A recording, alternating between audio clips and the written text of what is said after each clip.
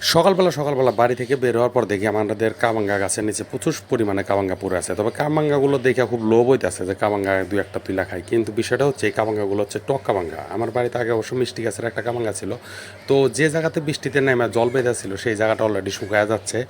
আগে যেতাম এই বাঁশতলার ভিতর দিয়ে, এখন যাচ্ছি এইখান দিয়ে।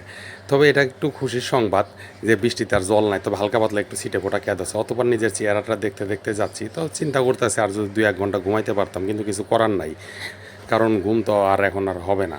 তো চলে আসলাম গোডাউন মোড়, আমাদের জামতলে। এটা হচ্ছে সবথেকে একটা ব্যস্ততম জায়গা, এখান থেকে উল্লাপাড়া সিএনজি পাওয়া যায়। তো ভাবতেছি আজকে উপজেলার ভিতর দিয়ে যাব, তো সেই জন্য পোস্ট অফিসের সামনে দিয়ে টুকটুক করে হাঁটা চলা শুরু করে দিলাম। তো কিছুক্ষণের মধ্যে চলে আসলাম আমি উপজেলার ভিতরে। উপজেলার ভিতরে আসার পর দেখি 2-1 জন সবাই বসে আছে, সবাই যারা সকাল সকাল এক্সারসাইজ করছিল তারা এখানে বসে থেকে এখন একটু রেস্ট নিচ্ছে, একটু গল্প গুজব করতেছে।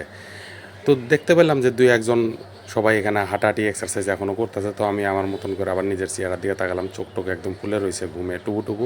তো ঠিক আছে, সবাই ভালো থাকেন, সুস্থ থাকেন, টাটা, মিষ্টি সকালের শুভেচ্ছা সবাইকে।